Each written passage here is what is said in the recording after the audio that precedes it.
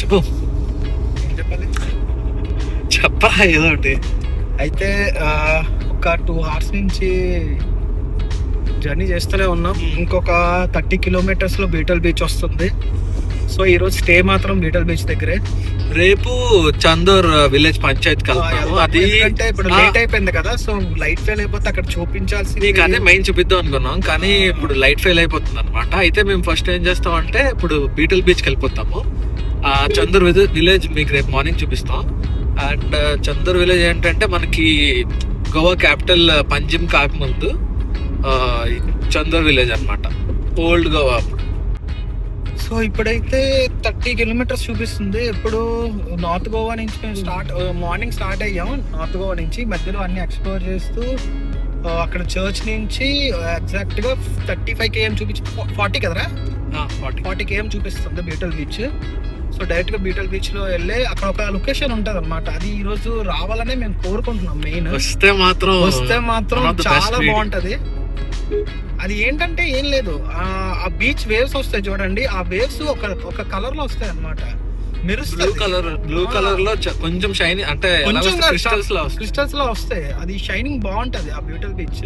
So అది normal గా అయితే వస్తుంది, మీకు చూడాలి.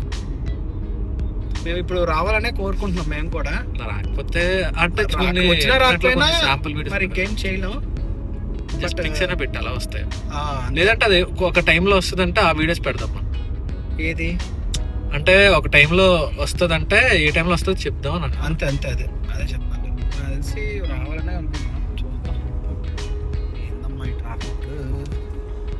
పోలీసులు మాత్రం అక్కడ పడితే అక్కడ ఉంటారు. ఎప్పుడైనా మీరు డ్రైవ్ చేసినప్పుడు బైక్ అంటే మ్యాక్స్ కార్లు తక్కువగా ఆపుతారు, బైక్స్ మాత్రం చాలా ఆపుతున్నారు చూస్తున్నారు. ఎందుకంటే మీ దగ్గర ఏ ఉన్నా లైసెన్స్ అన్ని ఉన్నా కూడా చెప్పేసి డబ్బులు తీసుకుంటారు. ఒక 200 మినిమం మీ దగ్గర ఛార్జ్ చేస్తారు. అది ఓకే, మనకి ఏం చేయలేం. దానికి కూడా మీరు ప్రిపేర్ అయిపోండి. ఎప్పుడైనా బండి తీసుకునేటప్పుడు కార్ కూడా మించు ఒకవేళ ఆపితే ఆపరు. మీరు లాంగ్ డ్రైవ్స్ మాత్రం డ్రంక్ అండ్ డ్రైవ్ చేసి చేయొద్దు అస్సలు. అది మాత్రం ఇంకా ఇదైపోతుంది. ఒక్కసారి డ్రంక్ అండ్ డ్రైవ్ లో దొరికారంటే మిమ్మల్ని వదలరాలు. సో అది గుర్తుపెట్టుకోండి. మళ్ళీ ఇంకొకటి ఏంటంటే ఎప్పుడైనా మీరు నార్త్ గోవా నుంచి సౌత్ గోవాకి వెళ్ళాలనుకుంటే మార్నింగే బయలుదేరండి. ఈవినింగ్ ఆ టైంలో వెళ్ళకండి, ఎందుకంటే ఏది ఎక్స్ప్లోర్ చేయలేరు. ఎందుకంటే మేము వచ్చిన దారిలో ఎన్ని చర్చెస్ ఉన్నాయో, ఎన్ని టెంపుల్స్ ఉన్నాయో అన్ని మేము చూసాము. వీడు అన్నాడు వెళ్ళిపోదాము సౌత్ గోవా నైట్ వెళ్ళిపోదాం అని అన్నాడు. ఒకవేళ ఆ రోజు నైట్ వెళ్ళిపోయి ఉంటే చాలా మిస్ అవుతాం.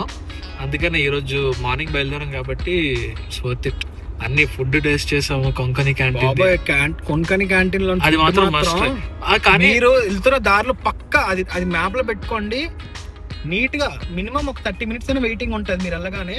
సో ఆ వెయిటింగ్ మర్చిపోండి. చుట్టుపక్కల మీరు తీసుకోండి వీడియోస్. మీకు ఒక టోకెన్ ఇస్తారు, ఆ టోకెన్ నెంబర్ పిలిస్తే మిమ్మల్ని పిలుస్తారు. సో అప్పటిదాకా మీరు ఫొటోస్ తీసుకొచ్చి ఏమైనా చేసుకోవచ్చు.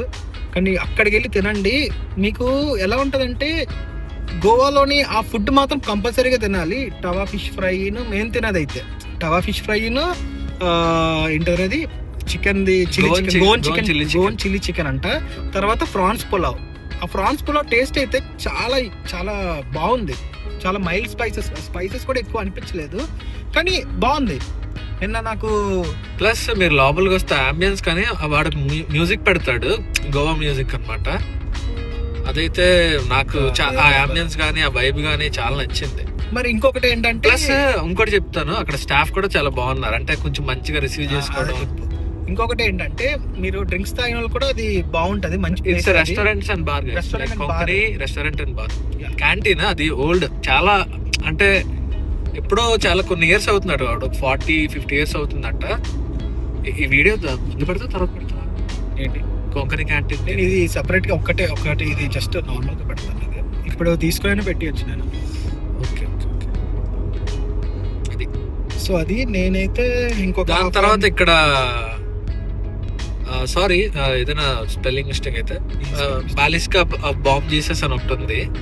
అదైతే అది బాగుంది, చాలా వింటేజ్ గా ఉంది. అక్కడ చాలా చర్చెస్ ఉన్నాయి, కాకపోతే మేము అది చాలా ఓల్డ్ చాలా ఓల్డ్. అక్కడ వెళ్ళేసరికి ఒక మ్యారేజ్ కూడా అవుతుంది.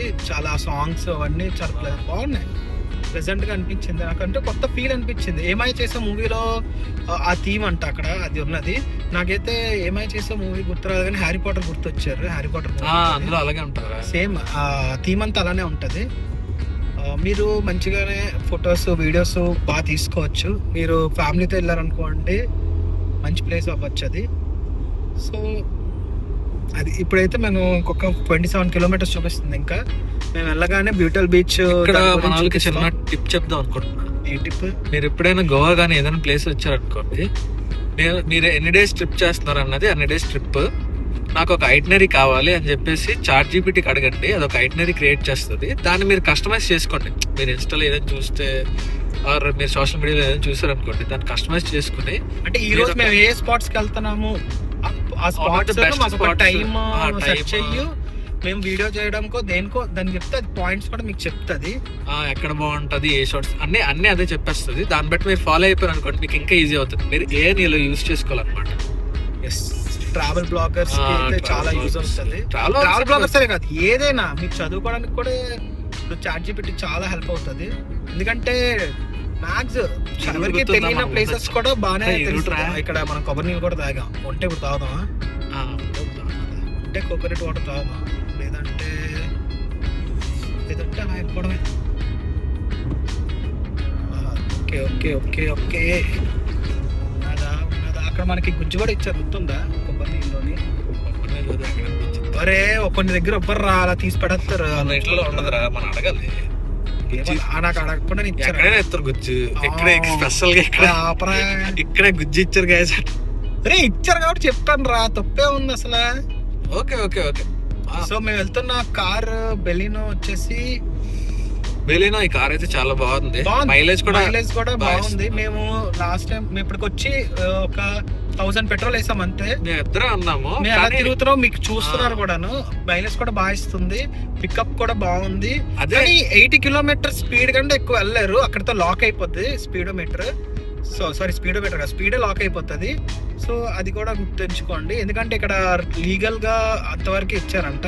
Only rental cars only. Normal cars కి అది ఎలా ఉంటుంది అలానే ఉంటుంది నార్మల్ గానే.